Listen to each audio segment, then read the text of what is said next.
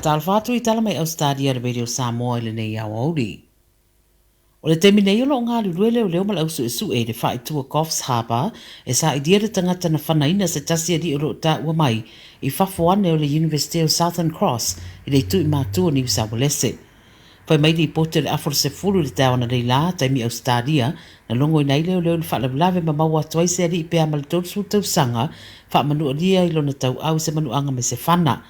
Tāpuni nei le Pacific Highway ma ua matua I poloka I le ala tele a o whaia le nei su enga ma o lo tāria se isi li poti da tamai mai leo tu sai o le nei whaalawelawe.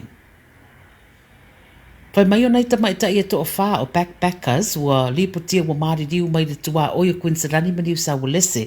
Whaato a fo iane mai le lato ngā nuenga I lungo se whaato anga ai tupu ai le whaalawelawe na whiai. Uri putia le 7 News o nei tamai ta ia to o whae mai kōlea mai mōni nei vai yaso talo na taunu mai Ausetalia.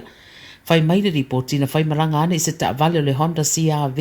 ai tantun wina le itu ua wanoa a o anga iane le highway po le giveaway ma so a ile lato ta vale se semi-trailer na malanga ane mai le itu I mātu maani di umai le to o whae.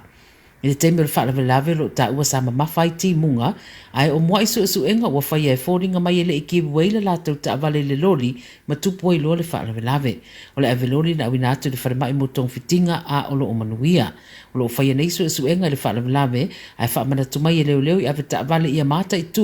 tūranga o le tau ma le awala a o whea ngai fo I ma whemaranga inga I le anga atu I le whaamana tuina o le e seta. Ua whaateleina le uumi o leina po o kiu o tangata malanga I malai lele I tutonu Ausetalia a o lapata ia ne pēa o le awhea ngai mani whaatua I whai ngā malanga. E whaita wafe tangata malanga o lo ua amata nei o na anga ia nei malai lele I le atunu umo whai ngā malanga I a inga mo le e seta. Ta ua le malai lele I sini o lo fuafua o atu I le varu se fururua awhe tangata o le anga iai I le domestic terminal lava ia I le so ai o le malai lele I Brisbane wa ta ua ono o atu lava I le 5 no awhe tangata malanga.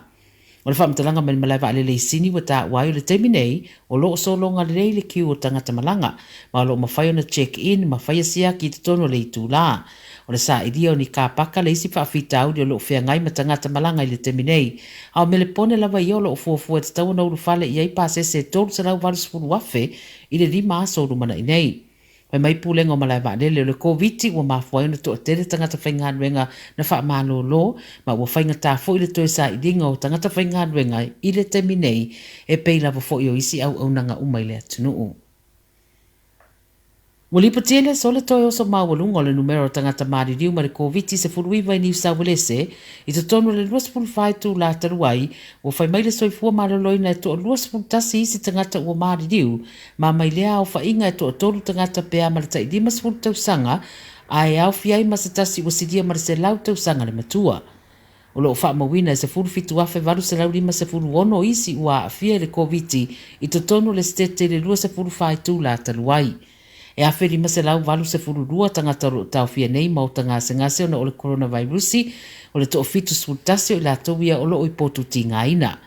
O ta ua I la tau pipoto wha apitoa I turanga tau le wha mai ma le soifua malanoina e le tau mata le a wha o popo le numero tangata a fia le COVID I le long weekend le nei o le e seta ona le a whioa I le toa tele. I vito wia ua wha mawina se furu afe whasela wana se fururua tangata ua a fia ma le se furu whao tangata ua mani diu. Ma le tala muli, ua whaailo e le propa le Wallabies Daniela Tupou ua sauni mo se suinga pe a mae ala na kon karate le mae o le ipo le larangi I le tausanga fou. O le whaatanoanga le li taalo ma le Wide World of Sports na whaamanino ai ua sauni e whaalau tele o na apa au taalo le taalonga. Ni potia le 9 Sports na whaailo e Tupou o lo talasanga ina o ia le Wallabies e toe nofo moni nai tausanga wha o popo ma whai mai le li taalo o lo iei le tausanga le nei ma le tausanga fou lo na winga e le iei se wha vave saini se manienga I le nei teimi. Ta ua le ripoti o Tupou le isi li taalo o lo matua I sa iri awa noa ma iei le tutele o kalapu ma o le tūlanga le leimo Ausetalia o no lo ta ua o lo awa noa pea Tupou I se tu enga marienga e whaingo fio na whetu nai tali tutusa marakon karate le li kapteni o Michael Hooper le ana awa noa ia taalo mo se ta amirisanga I Japani I le tausanga taluai. Fai mai tupo, e se lau pasene lona naunau ta inga e ta alo se kalapu ia tunu ui fafo i se teimi o lana tale ni le lakapi. O le luafa se furufana malanga mai ei tupo mai New Zealand i Australia ma ta alo ai mo le Queensland Reds taru mai le luafa se furulima. Fai mai aia, wa ia langona, wa o le teimi e fai ai se swinga. O tala nā le Radio Samoa, mai Australia, mō le nei fo i a wauli, ia manuia tele le whamana tuina o le long weekend o le eseta, ia manuia fo i le angātu i le whai unga le vaiaso. Pasoi foi.